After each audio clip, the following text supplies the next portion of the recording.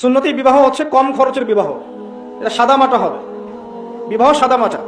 আর আমাদের বিবাহ দেখবেন গরিব মানুষের বিবাহ হলেও 5 লাখ টাকা ঋণ করে বিবাহ দিয়েছে না?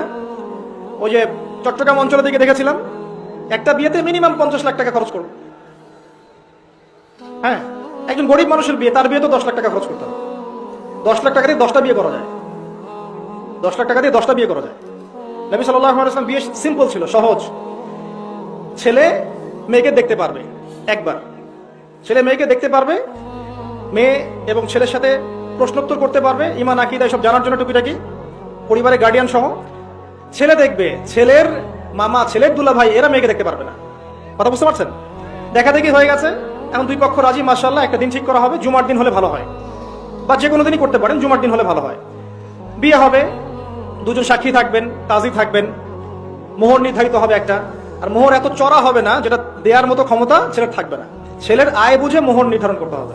ছেলে যদি সামর্থ্যবান হয়, সে 1 কোটি টাকা মোহর দিতে পারে।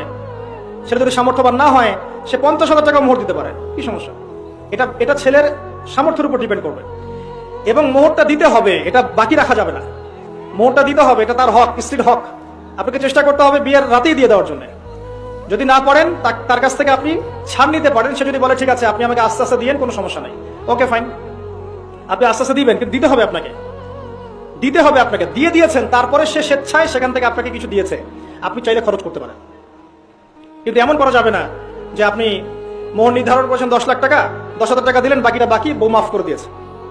এগুলো সম্পূর্ণ নারী নির্যাতন, এগুলো ধর্মের নামে নারী নির্যাতন, মেয়েদের অধিকার খর্ব করা। আবার ওই যে মোহর দিতে হবে, এই জন্য আবার যৌতুক নির্ধারণ করেছে 10 লাখ টাকা। মানুষ যে কত চালাক আর কত বিটকাল, কত শয়তান, সেটা আসলে মানে শয়তানও লজ্জা পায় মানুষকে দেখে। এখন কিছু কিছু ক্ষেত্রে শয়তানও মানুষকে দেখে লজ্জা পায়। এত শয়তানি আমাদের মনের মধ্যে, যার ভাবখানা এমন, ছেলেকে বিক্রি করছি, মেয়েকে কিনছি। তো আবার দেখা যায় মেয়ের বাবার ঘরে বিশাল একটা বউ ভাতের চাপিয়ে দেওয়া হলো, একটা বোঝা চাপিয়ে দেওয়া হলো। তো অলিমা করবেন আপনি, অলিমা করবে ছেলে। অলিমা কে করবে? অলিমা ছেলে করবে। সেটা না করে মেয়ের উপর চাপিয়ে দেওয়া হলো।